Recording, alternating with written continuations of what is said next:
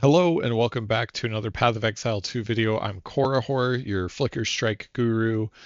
I've been doing mostly gameplay videos, but as I'm locked out of PoE right now, I'm wanting to do a deep dive on the patch notes anyway, so that you all can have an understanding, okay, what's changing.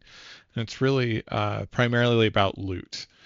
In this video, it's just going to be an update about these patch notes so that you have a good understanding of what are in there. And then, as well as that, I wanted to show an item that really supercharged my Atlas exploration to get me to 40 out of 40 points on your Atlas tree. So if you're not there yet, there'll be an item that's definitely going to help you. And I'll also highlight how you can get the absolute most out of Path of Exile 2 Endgame in another video when I actually have access to record the gameplay of me going through that.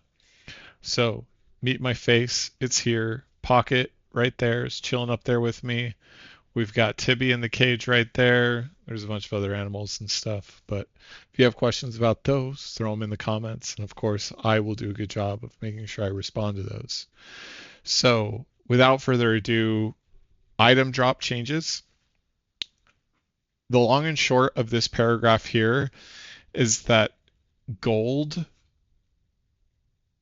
doesn't drop as often. So essentially, there was a drop type that instead of a rare item or a currency item or something else of that nature dropping in that kind of slot, like think of drops from monsters. So let's say a monster can drop 5 items.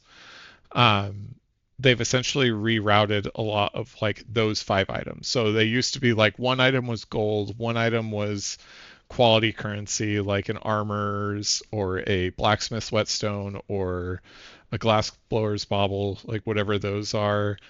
And normal items can also be in there. But essentially, they've just really rearranged how the kind of item distribution works. So you'll see a lot more rare items. You'll see more rare currency instead of like quality and magic and gold currencies when you have good item rarity. So the changes they're saying are going to be about 20 to 30% more rare currency and tier 2 and above rare items. So the tiered items, that's really what you're going for in endgame maps to help you really identify an item that's going to be something that you can sell for divs. Those are going to become a lot more possible, so that you really should be keeping your eye out for those tiered items that you can sell. So long and short of the item drop changes is they've changed the slots around so that you're not going to get as little currency as you are right now, and they've just made the currency slots be more appropriate based on the higher item rarity levels. The breakpoints that I've been seeing is like player rarity, you want to be at like 50%, and then map mod rarity at like 100%. You still want to be at that golden rule of 200 if you can. That doesn't need to be on your player, that can be on the map, the player, from a shrine, all of that kind of stuff. Like 200 is your magic number to get really the best results possible. There's some unique monster changes where they'll always drop rare items now, mainly in the campaign, and then at the end game, you're going to see unique bosses drop a lot more tiered items. They already were dropping tier items, but in the bug fix section, they identify that it wasn't working as it should have been, like fully intended. So you'll see even more tiered item drops from map bosses. And map bosses will have a lot higher just standard rarity. So even without you having any rarity on your gear, map bosses are generally going to drop the most currency in the best gear. Strong boxes are improved on item quantity and rarity.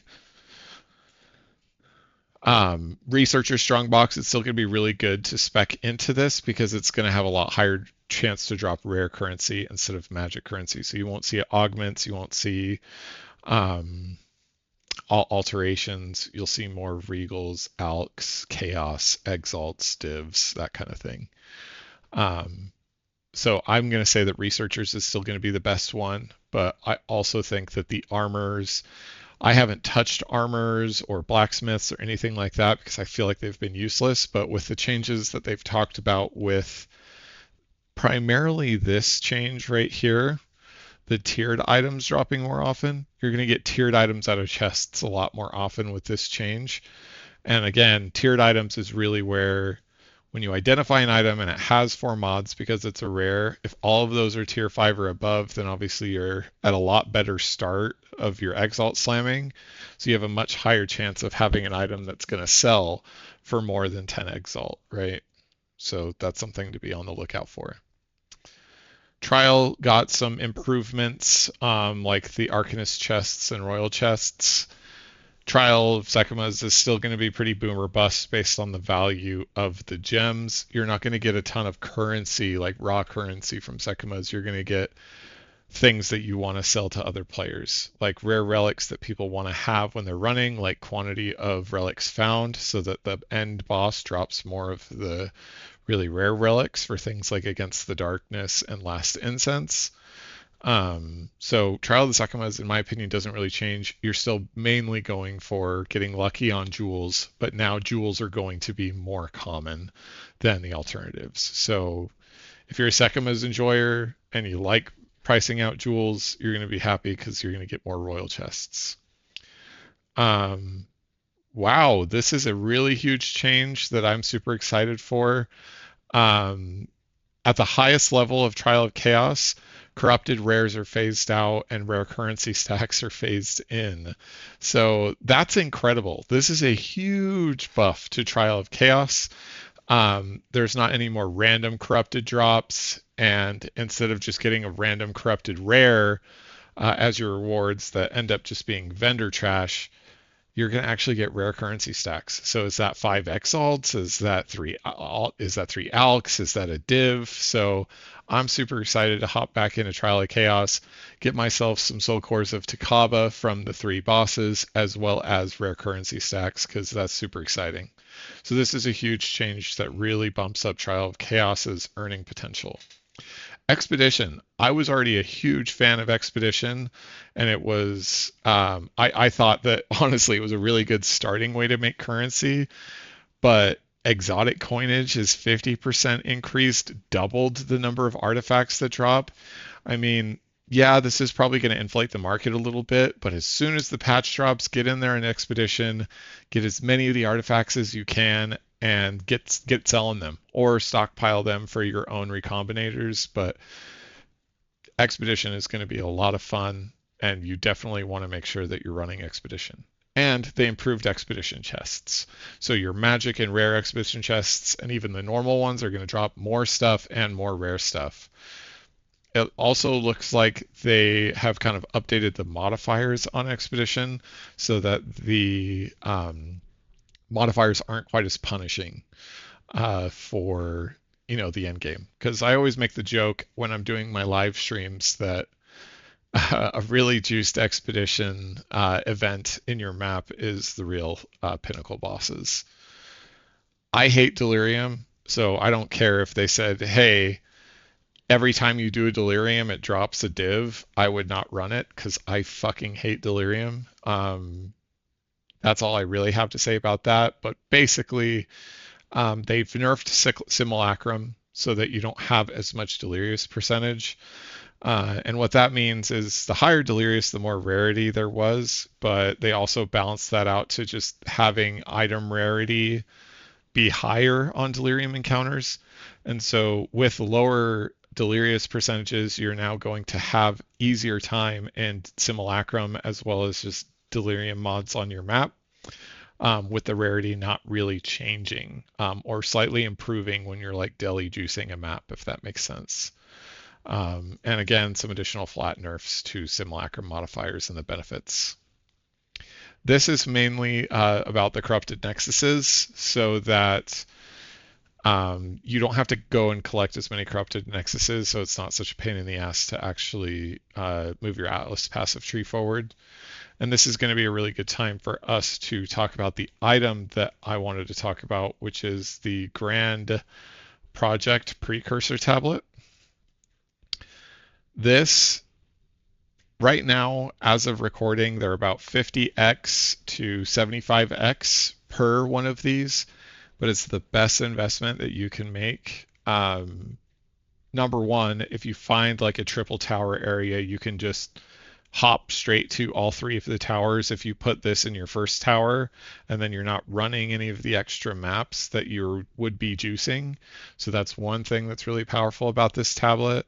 And another thing that's really powerful about this tablet is just hopping from one to the next tower.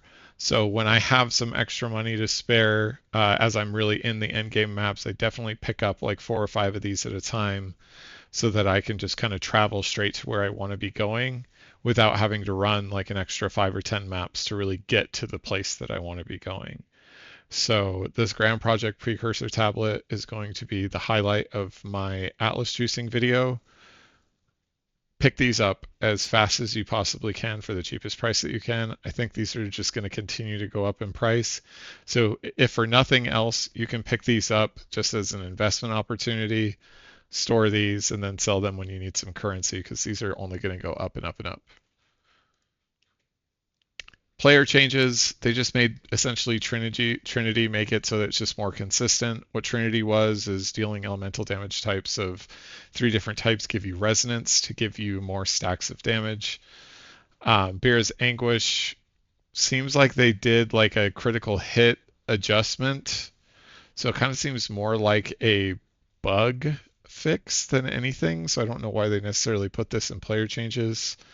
Same thing with skills that don't have a mana cost. It's just a quality of life change. Bursting Plague functionally doesn't change literally at all. Like 100% of damage per second is from Poisonous Plague, but it stores up to 20% of the enemy's maximum life instead of 10%, which, I mean, I don't even know why they changed these numbers. Unique, the Star Conja's unique helmet, an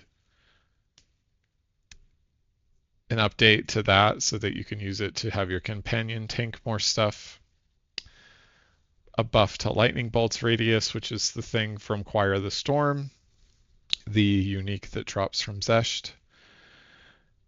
Impale now lasts 4 seconds, so it's not as punishing. Flash Grenade can no longer blind. I mean, nothing that's really crazy about the player changes here. The only thing is Trinity builds will feel more consistent than they are today. These are just more or less quality of life stuff. And then one thing that's actually really big for us, I haven't been in game to test this yet, and obviously they gave us the most ultimate tease that they were going to release it tonight, and then they had a bug where they had to roll back because skill gems were disappearing on people. So they're going to launch this tomorrow instead. So I figured I'd get this out, get you guys prepped for tomorrow, and go from there. But one of the main bug fixes that I'm terrified of is this one. Where is it? Fixed a bug where some persistent skills could have an incorrect spirit cost when affected by supports that should increase the cost. So this may mean that Into the Breach now isn't free. Hopefully they just left that for Into the Breach and they just fixed the rest of the persistent skills, like the Purity of Fire and Malice and a couple other things that you would be supporting them with for things that didn't cost spirit. I hope that's still the case, but if not, I mean, another nerf to Acolyte of Chula. What else can we expect? And then the rest of this is just some other bug fixes, but this bug fix is definitely horrifying for me. That's really all I had to cover here. Is loot is going to be verifiably better. Expedition got a big buff. The biggest winner of this patch is far and away Trial of Chaos, because they just changed it so that instead of random corrupted rares, you get rare currency stacks. Now, I don't know what stacks means, but if it's stacks of rare currency, that's Regals, that's Alks, like even the rare, like the lowest tier of rare currency, if I'm getting like 5 Regals from a floor reward instead of a Regal Shard, essentially, I'm very excited about that. So I'm definitely going to get in there, slam some Trial of Chaos, slam some triple towered maps. Um, Hopefully start seeing a lot more loot. Tune into the live stream once I go live. Should be live tomorrow. And don't forget to subscribe for more content updates like this. And I also have some more updates to be giving you on the Flicker Strike build. Spoiler alert, we added a fourth jewel slot. We're running a Megalomaniac now. So really getting to the point of really fully optimizing the build. Thanks so much, you guys. I really appreciate it. And we'll see you in the next one.